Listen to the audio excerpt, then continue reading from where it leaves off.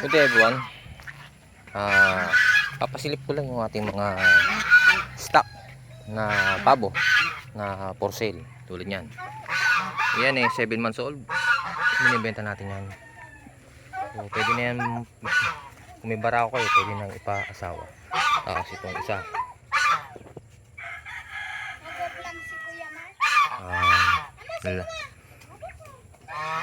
Babae din yan ito.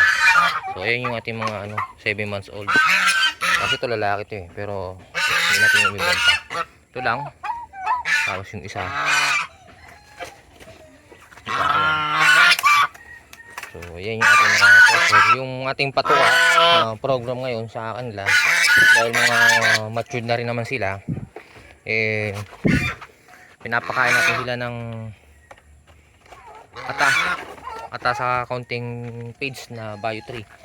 So ayun yung ating pakain sa ating mga matured na alaga. Meron may kumakain din na mga yan, yung cross ng IMC na ani at ng black at ng native. So ayan. So ayun yung dalawa. Ayun yung for sale. Dalawa yan. Then ayun yung stock natin. Tapos so yun lang naman yung yung update sa ating binibenta. Ang problema natin ngayon naman yung ating Bengala na babae may sakit. So kukulin natin. Pero siyang lagi siyang naka higa. Ayan.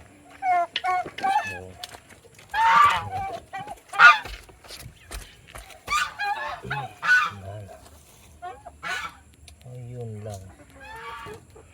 Kasakit siya.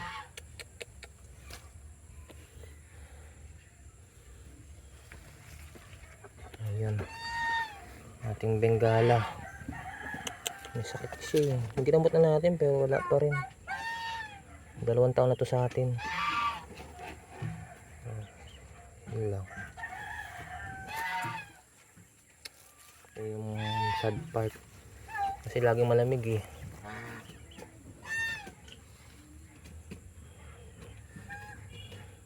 Kumain pa siya kanina uminom pa ng tubig. Pabalik-balik yung sakit niya.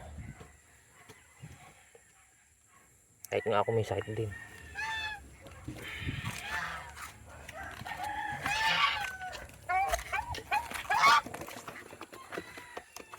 So yung nakakalungkot. Hindi natin napadami kasi so yun lang. Ito natin yung video. Lilibing natin siya. Namatayan tayo na alaga kasi lagi malamig Hindi natin na So sad part. Kaya nabuhay pa siya kaso minom siya pa ng tubig. Wala. So ayun, nilibing na natin yung ating Bengala dito sa tabi ng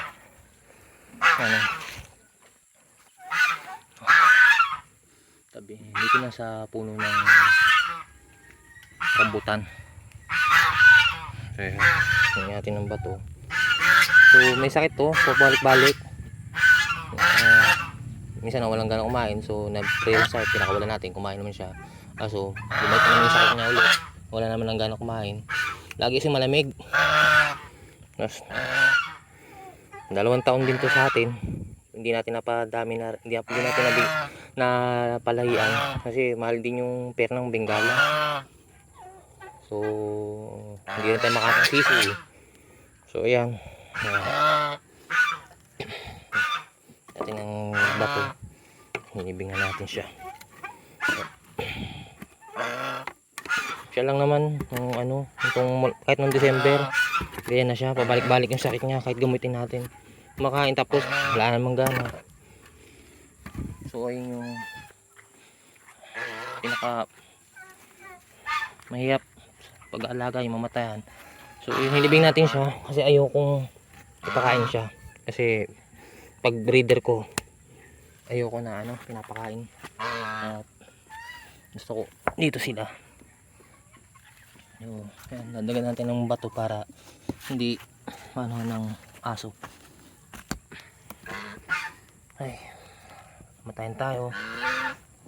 Pero kasama yan sa mga senaryo ng pag-aalaga.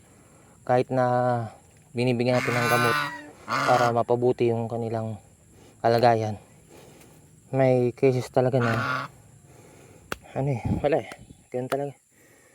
Matayin tayo. Wala tayong magawa. Wala akong masabi kasi masabi sa part ko kasi malaking tulong din tong Bengala. Lalo na kung may mga dumadaan dito, sinyalis yan na may predator o may taong umaligid sa area natin. Ngayon nabawasan tayo ng security guard. Siya sa mga security. Nabawasan tayo. Ang security guard na lang natin, yung gansa na lang. Pero may dalawa tayong CCU. Isang buwan na rin, kakaisang buwan lang dinata nila. So check ko kung isang buwan na papagalain na natin dito sa range para mas madami sila. Ito yung nanay nila. Masakit naman mawalan, pero kailangan natin pagpatuloy. So ganito yung aking ginagawa. Basta may breeder akong namatay, hindi ko kinakatay kasi hindi ko rin matitake na kainin siya. Kasi una pag breeder ko talaga, napaka importante sa akin. So ayun lang guys, malungkot na balita. Kanina okay pa siya pero talagang mahina siya kumain. So ayun lang po.